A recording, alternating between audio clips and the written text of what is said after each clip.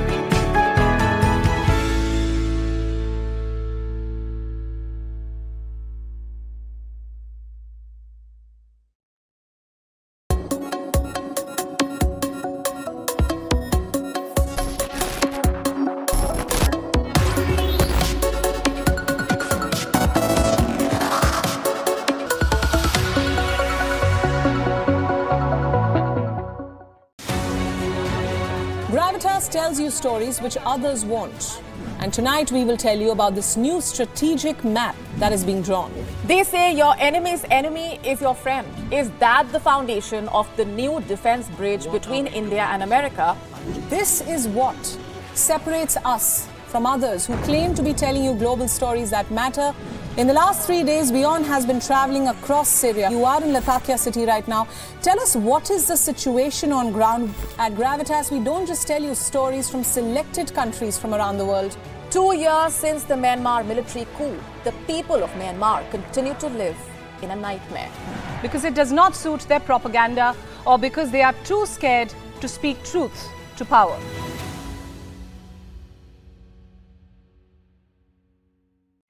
The stress of our world can take a toll on our physical and emotional health. Here, in New York's Catskill Mountains, lies a luxurious place of healing called Yo1 Wellness Center. The Yo1 Wellness Center provides 500,000 square feet of natural methods to manage diabetes, hypertension, chronic pain, obesity, depression, anxiety, and other conditions. We use the traditions of centuries-old natural science from India, yoga, Ayurveda, acupuncture, and naturopathy in personalized programs that help you take charge of your own health.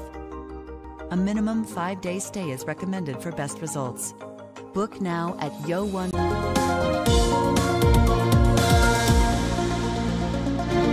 This broadcast on WION is coming to you live and direct from Durban, South Africa. Hello and a very warm welcome. You're watching WION World is One with me, Alison Lagrange. Let's take a look at the stories making headlines.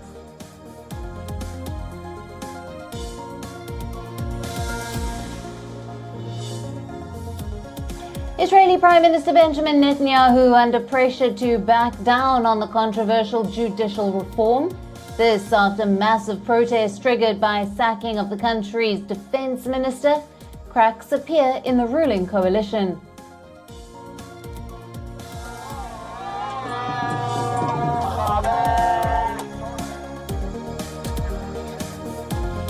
Munich airport is deserted. Flights are disrupted as transport staff stage a major strike across Germany to push for higher wages. Airport supports railways, buses and metro services are likely to be impacted.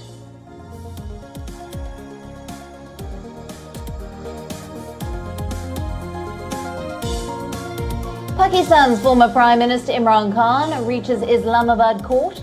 He is expected to seek interim bail in 5 cases of vandalism that were registered against him after violence at the judicial complex earlier this month.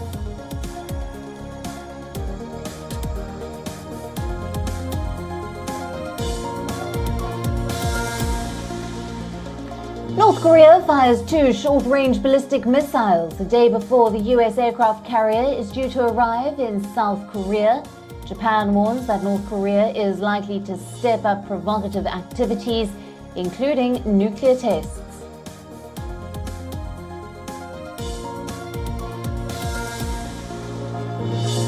Cristiano Ronaldo continues his brilliant form. The forward scores twice as Portugal hits a 6 past Luxembourg to go top of their group in Euro 2024 qualifiers.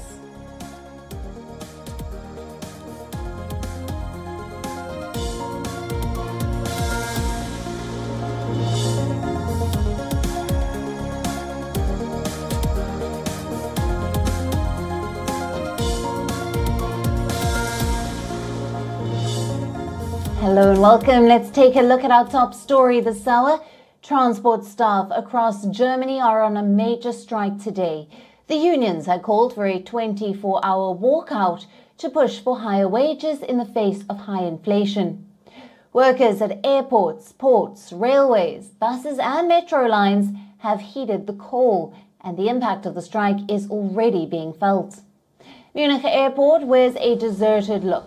The boards there show a string of flight cancellations. Berlin's central train station was also largely quiet this morning. The strike could be the largest that Germany has seen in decades. Union leaders have said that it's a matter of survival for thousands of people. They acknowledge that the strike would inflict pain on many commuters and holidaymakers. But they say it's better to have one day of strain and reach a wage agreement rather than have weeks of industrial action. That strain is already being felt. Well, if I had known it, I wouldn't have come here and tried. I'm a bit shocked, actually. But, was it? I never heard. I didn't heard of it. So, yeah. I have to find out what to do right now. We were supposed to go to Berlin, but our plane actually departed before we arrived at Munich. So there weren't other planes that could bring us to Berlin. So with the company that we booked with, they arranged for us a stay to an hotel near the airport, and so we're here waiting for a bus to Berlin. There are 2 unions that have called for strikes today. The first is Verdi, which represents around 2.5 million public sector employees. The other is EVG, which represents 230,000 workers on the railways and at bus companies. Verdi is demanding a rise of 10.5% in monthly wages, while EVG is seeking a 12% increase for those it represents.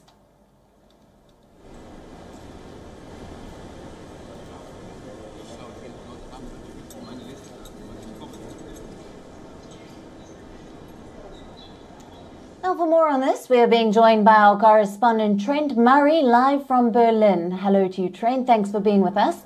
Now, what is the on-ground situation like? The strike, which is expected to be one of the biggest that Germany has seen in decades, has begun.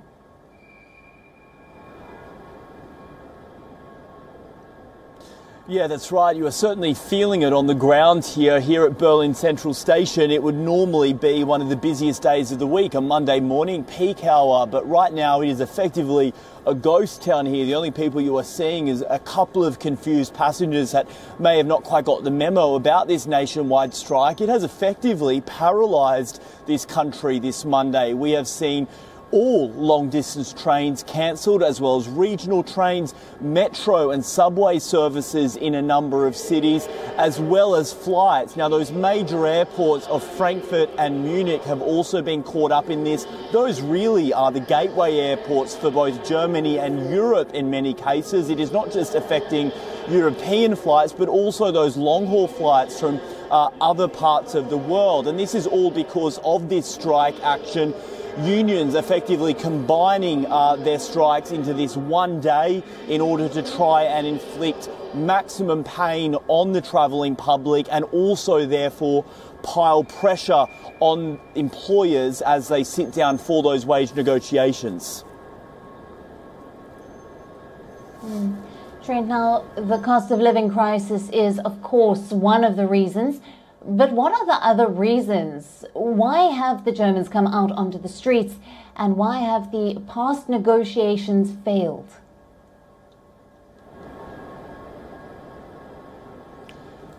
Well, obviously Europe right now and Germany is battling record inflation. We've seen the cost of food and groceries go up by around 10 to 15% in some cases. Electricity is also up, and just the general cost of living. And so therefore what unions are saying is that their employees, those members, do need big pay rises in order to try and deal with that record inflation. The trouble is, for the employer groups, including the state-backed rail firm Deutsche Bahn, they say the types of pay increases that the unions are asking for, between 10 and 12% in most cases, is just simply too much, and that they can't afford it, and that if they were to increase wages by that much, then that would be passed on to the travelling public in terms of ticket prices. So of course there is a bit of to and fro here in this negotiation, both sides seemingly standing firm, but right now, as I say, it is the travelling public that are being caught up in the crossfire of this negotiation.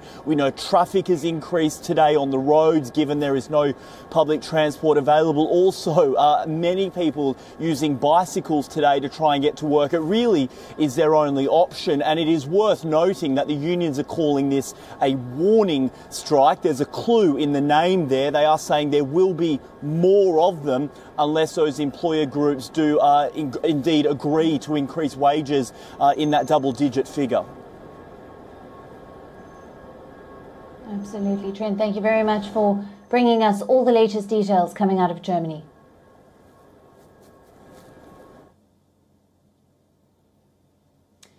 Now, moving on, after months of demonstrations, reports suggest that Israeli Prime Minister Benjamin Netanyahu is all set to withdraw his controversial judicial overhaul bill. As per reports, the Prime Minister has been under pressure from all quarters, especially after his extreme step of sacking his own defense minister. On Sunday, Israel Defense Ministry Yoav Gallant had given a statement calling for a halt to the process of passing the judicial overhaul plan. Under pressure from widespread protests, cracks had started emerging within the ruling coalition since Friday. Israel's economy minister and its culture and sports minister had called the current situation untenable and have said that if Netanyahu decides to stop the legislation, then he should be backed. At present, the Netanyahu-led government only enjoys a slender majority, with 64 seats in the 120-member Knesset. Earlier in the day, Israel's President Isaac Herzog urged the government to call a halt to the planned legislation, which has ignited some of the biggest nationwide demonstrations in Israel's history. The judicial overhaul, which would give the executive control over appointing judges to the Supreme Court, allow the government to override court rulings on the basis of simple parliamentary majority, and has drawn mass protests for weeks now.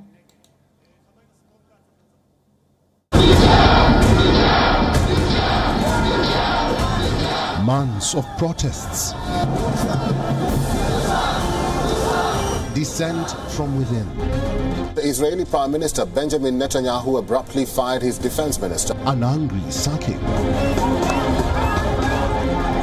As Israel's ruling party lawmakers express their support for protests against the judicial bills, Prime Minister Benjamin Netanyahu faces the heat.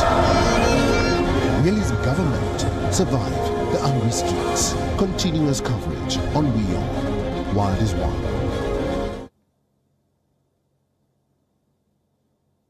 Now, Russian news agency Sputnik claims that China and Russia have become world leaders in trade surplus in 2022. The statistic has raised doubts about the impact of the US-led sanctions against Russia for invading Ukraine. According to the report, both China and Russia broke their own previous record in trade surplus. China's trade surplus grew by 30% in the year 2022. It reached an all-time high of $877.6 billion. Russia also increased its surplus by 1.7 times, hitting a record $333.4 billion. The study done by Sputnik was based on data from the national statistical agencies of the world's 60 largest economies. As per the U.S. Census Bureau, the United States imported goods worth nearly $14.5 million from Russia in 2022. The U.S. imports from Russia had crossed $500 million by January of 2023. Russia's most important export destinations are its neighboring countries. About 35% of all Russian exports go to neighboring countries like Poland, Belarus, China and Kazakhstan. Now, Russia's exports to the US and Europe have dipped since Moscow's invasion of its neighbor. The value of Europe's imports from Russia has fallen by 53% between March and December of 2022. The US imports from Russia have also declined rapidly since March of 2022. Despite all of this, Russia moved up to second place among the major economies in the world. Earlier in March, France had also imported enriched uranium from Russia. The move has been described as scandalous by NGO Greenpeace. This move is also a sign of France's dependence on Russia's nuclear industry, which is not covered in the sanctions that have been slapped against Moscow. According to the NGO, 25 cylinders containing Russian enriched uranium arrived in France earlier this month.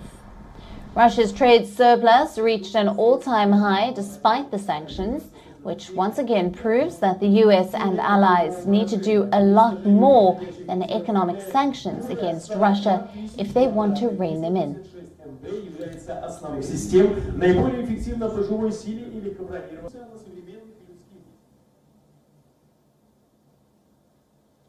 Now, First Citizens Bank shares agreed to buy Silicon Valley Bank, which was seized by US regulators following a bank run.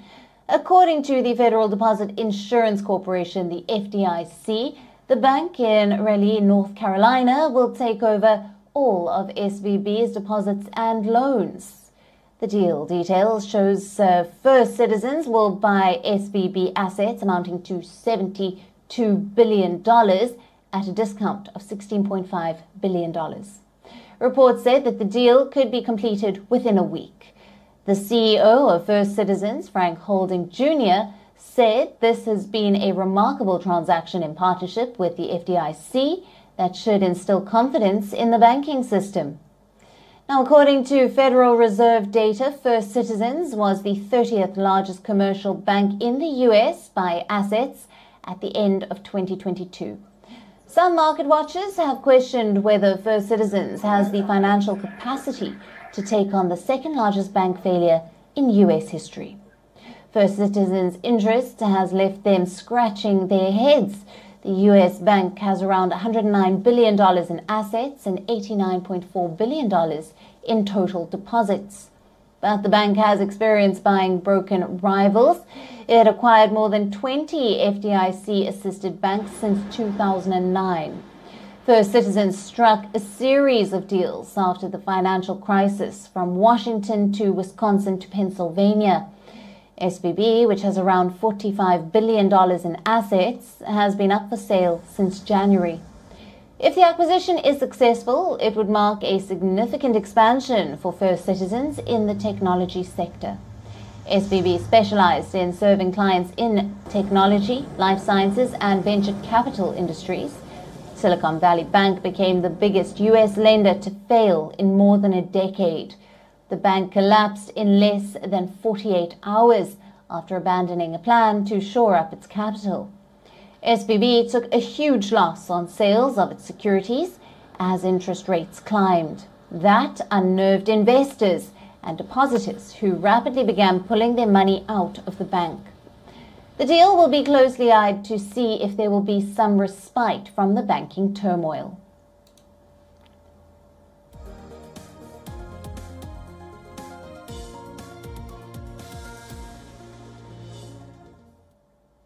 Now, the chairman of the Saudi National Bank has resigned after the fallout of Swiss lender Credit Suisse. The Saudi National Bank was the main shareholder of Credit Suisse, which found itself at the brink of collapse earlier this month. Switzerland's UBS Bank took over Credit Suisse after the government stepped in. The Saudi Bank's board of directors accepted the resignation of Ammar al-Qadiri. Now, according to the official statement, the chairman resigned due to personal reasons. Saudi National Bank confirmed last week that it had been hit with a loss of around 80% on its investment. This followed the collapse of Credit Suisse. The Riyadh-based bank held a 9.9% stake in Credit Suisse. It had invested $1.5 billion in the 167-year-old Swiss lender in November last year. Despite the loss, Saudi National Bank says its broader strategy remains unchanged. Credit Suisse's shares plummeted in March after the Al-Qadiri had said that the Saudi bank would not raise its stake from 9.9% due to regulatory constraints. Experts say that Credit Suisse's demise was a long time coming, with a culmination of years of scandals, multi-billion-dollar losses, leadership changes, and a strategy that failed to inspire investor confidence.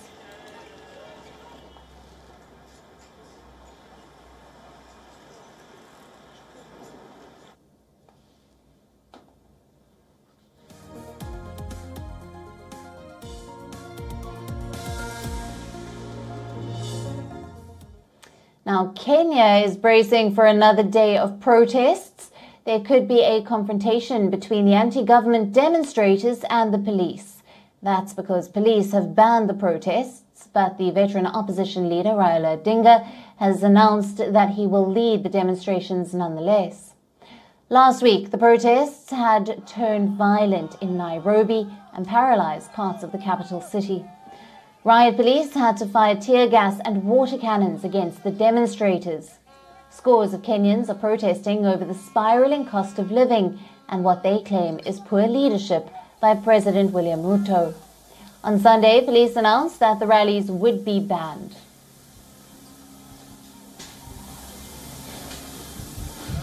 Kuleta vurugu, tutakuundumia uko kwa estate. Na tuko tayari njameni. Tuko tayari, tutadili na wewe uko kwa estate, utabaki uko. Hakuna ambaye ataruhusiwa kuja kwa city center ati aharibu mali. Kama kikosi cha polisi, we have really restrained ourselves. Najua tulikuwa naangalia mambo vile yanaenda. Despite the ban, the opposition leader, Raila Odinga, has urged people to take to the streets every Monday and Thursday. He has called on Kenyans to join what he called the mother of all demonstrations.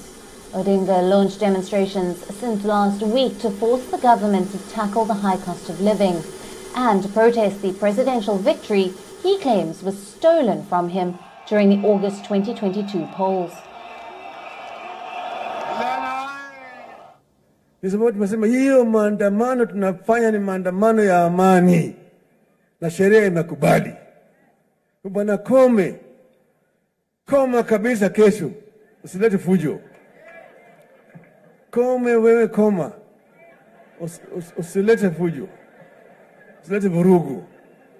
Unasema ati utaweza kushika kila mtu, mimi niko tayari. Nitakuwa kwenye mstari wa mbele. Kenyan President William Ruto is calling for peace. He has called on his rival to halt the demonstrations. Ruto himself won't be in the country when the protesters plan to take to the streets. The president is on a 4-day trip to Germany and Belgium. But while the president is striking a rather conciliatory tone, the deputy president has slammed the opposition leader. The police force is an independent police force. I want to ask the police to protect the lives, the property of every citizen of the Republic of Kenya. And those who are planning to steal, those who are unleashing terror and violence on the people of Kenya should be held to account, irrespective of who they are in the society. Hatuwezi sugumuza na muhalifu. Huyu mtu hakuna maandamano alikuwa amepanga kuharibu mali ya wananchi, kuchoma maduka, kuiba vitu ya watu. Huyu ni muhalifu na hatuwezi hata tukisukumwa na viongozi wetu wa dini kukaa chini na muhalifu, na huyu muhalifu ati anataka tukae chini ati tumwawie serikali nusu. Sijui kama mnakubali hiyo. Yeye unajua amezoea hiyo maneno. It's a triple whammy for Kenyans. Prices of basic goods have risen, the local currency is plunging, and the country is witnessing drought. Many people are struggling to put food on the table. During elections, Ruto had projected himself as the champion of the downtrodden. But after coming to power, he has removed subsidies for fuel and maize flour, which is a dietary staple in Kenya.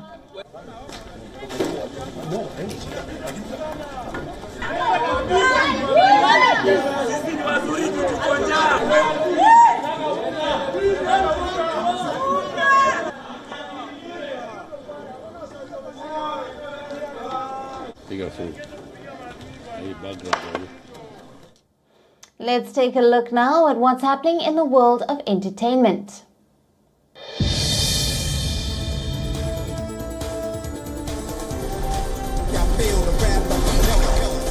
John Wick Chapter 4, the fourth installment in the Keanu Reeves Assassin series, had debuted with the franchise best $73.5 million at the US box office.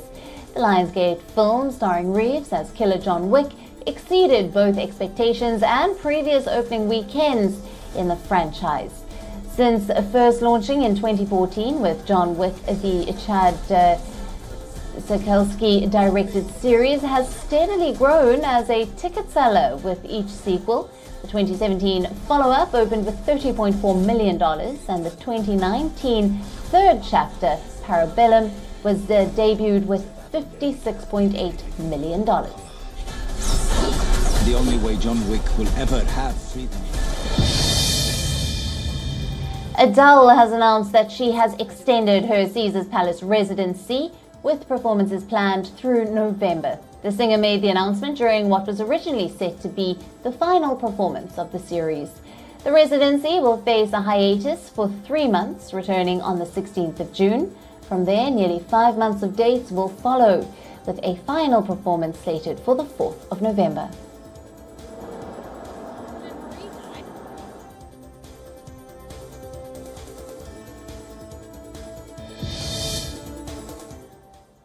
And with that, it's a wrap on this broadcast. Thanks for being with us. Stay tuned to WION World is One for all your global news and updates.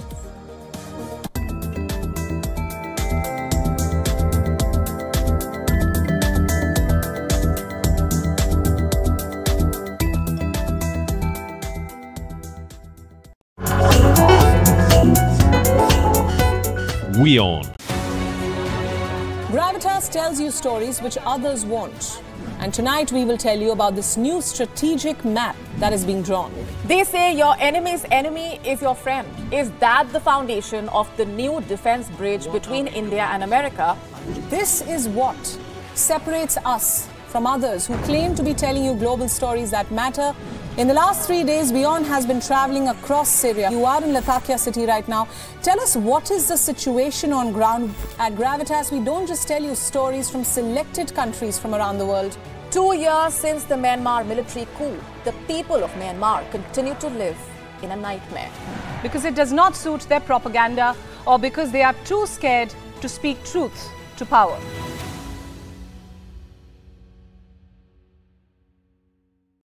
The stress of our world can take a toll on our physical and emotional health. Here, in New York's Catskill Mountains, lies a luxurious place of healing called Yo1 Wellness Center. The Yo1 Wellness Center provides 500,000 square feet of natural methods to manage diabetes, hypertension, chronic pain, obesity, depression, anxiety, and other conditions.